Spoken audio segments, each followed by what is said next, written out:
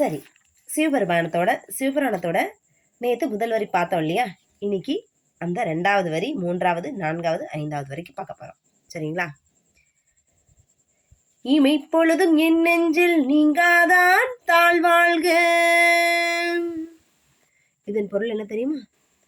நாதமயமாக எங்கும் நிறைந்தவன் நான் அறிந்தாலும் அறியாவிட்டாலும் கண் இமைக்கும் பொழுது கூட நீங்காமல் என்னுள்ளும் நெஞ்சிலும் நிறைந்திருக்கிறான். அவ்வாறு நீங்காமல் என்றும் என் நெஞ்சில் நிலைநிற்பவன் திருவடிகளை போற்றுகிறேன். பாத்தீங்களா? இமை பொழுதும்னா இமை துடிக்குதுல, நம்மளோட கண் இமை. சரியா? நம்ம தெரிஞ்சாலும் சரி, தெரியாம போனாலும் சரி, இந்த கண் இமைக்கும் பொழுதெல்லாம் எப்பவுமே என்ன இருக்கிறாரு? நம்ம நெஞ்சுக்குள்ள அப்படியே நிறைஞ்சிருக்கிறாரு. இதான். அடுத்து பாருங்க. கோகலியாண்ட குருமனிதன் தாள் வாழ்க, கோகலியாண்ட குருமனிதன் தாள் வாழ்க. எங்கும் என்னுள்ளும் நிறைந்திருந்த எம்மை ஆளும் திறத்தை எனக்கு உணர்த்துவதற்காக திருப்பெருந்துறையில் மனித வடிவில் வந்தென்னை ஆட்கொண்ட குருமணியின் திருவடிகளை போற்றுகிறேன். பாத்தீங்களா? எல்லா இடத்துலயும் நீக்கமர நனைஞ்சிருக்காரு. என்னை ஆளும் இந்த திறத்தை நம்மளை ஆள்றாரு இல்லையா? பகவான் தானே ஆள்றாரு. சரியா? நமக்கே அதை உணர்த்துறதுக்காக தான் என்ன பண்றாரு? மனித வடிவில ஆட்கொண்டு நம்மள என்ன பண்றாரு? அந்த மாதிரி அதிசயங்களையும் விளையாட்டுகளையும் இன்னைக்கு வரைக்கும் நம்ம பார்த்துட்டு இருக்கோம். அதுதான் சொல்றாரு, குருமணியின் திருவடிகளை போற்றுகிறேன். ஆகமம் ஆகி நின்று அன்னிப்பான் தாழ்வாழ்க. ஆகமம் என்னும் நியமங்களால் நம்மை கட்டுப்படுத்துவதன் மூலம் மாய தலைகளின் கட்டுப்பாட்டிலிருந்து நம்மை தன்னை நோக்கி நெருங்க செய்பவனின் திருவடிகளை போற்றுகிறேன். பாருங்க, நம்மளால மாயை சூழ்ந்துக்கும். நம்ம மாயையில சிக்கிதான் கஷ்டப்படுறோம். ஆனா அந்த மாயையை உடைக்க முடியும்ல. எப்படி உடைக்க முடியும்? எம்பெருமான் ஈசனின் திருநாமத்தை செப்ப செப்ப அந்த மாயை உடைக்க முடியும். பாருங்க. ஏகன் அநேகன் இறைவனடி வாழ்க. ஒன்றாகவும் பலவாகவும் இறைஞ்சுவோர்க்கு வேண்டியதை வேண்டியவாறு வழங்குபவனாகவும் இருப்பவனின் திருவடிகளை போற்றுகிறேன். ஒன்றுனா ஏகன், பல அப்படின்னா அநேகன்.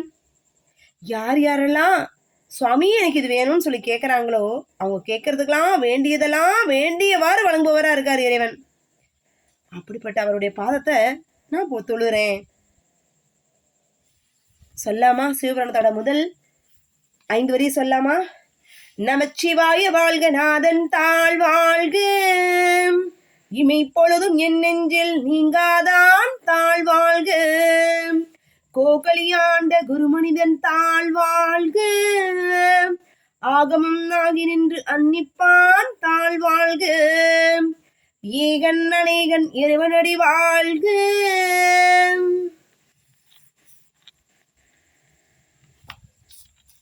பொருளும் கருத்தும் பிடிச்சிருந்துதான் சிவபெருமானத்தோட 5 வரிகள் பாடுங்க.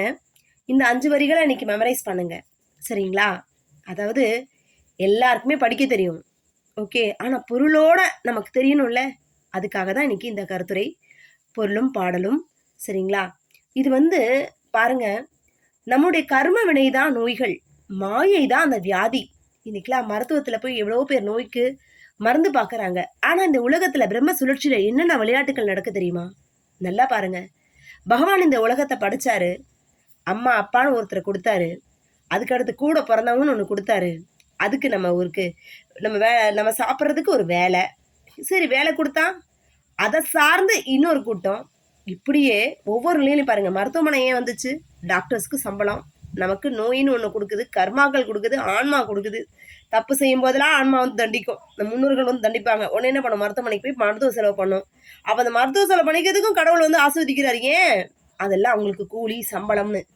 சரியா? கோர்ட்டு கேஸ்ன்னு நம்ம தேவையில்லாத விஷயங்களை மாற்றம். முன்னோர்கள் பேச்சை கேட்காம யாரோ ஒருத்தருக்கு உதவி செய்வதன் மூலமா, இல்ல நம்மள அறிவிலியா நம்மளை மாத்திர மூலம் பக்தி அதிகப்படுத்துறதுக்காகவும், ஆத்மாக்கள் பெருக்கி நம்மளோட புகழை சேர்க்கறதுக்காகவும் எவ்வளோ விளையாட்டு நடக்குது. அதுக்கு கோர்ட்டு கேஸ்ன்னு போறோம் நம்ம. இந்த மாதிரி இந்த பூமியில படைக்கப்பட்ட எல்லாருக்குமே படி இழக்கணும். எப்படி படி இழக்கணும்? கோயில்கள் மூலம் வருமானம் அர்ச்சகர்களுக்கு. சரிங்களா? அதுக்கடுத்து பாத்தீங்க அப்படின்னா கோர்ட்டில் வக்கீலுக்கு, போலீஸ் ஸ்டேஷனில் போலீஸ்காரங்களுக்கு, ஹாஸ்பிட்டலில் டாக்டர்ஸு நர்சஸ் எல்லாருக்கும், பள்ளிக்கூடத்தில் ஆசிரியர்களுக்கு, சரிங்களா?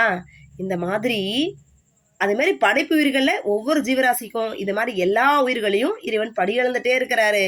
அவர் விளையாட்டை நம்மள என்ன பண்ண முடியாது, இப்படி தான் அப்படின்னு பெர்செப்ஷன் பண்ணி கம்மியாக சொல்ல முடியாது. சரிங்களா?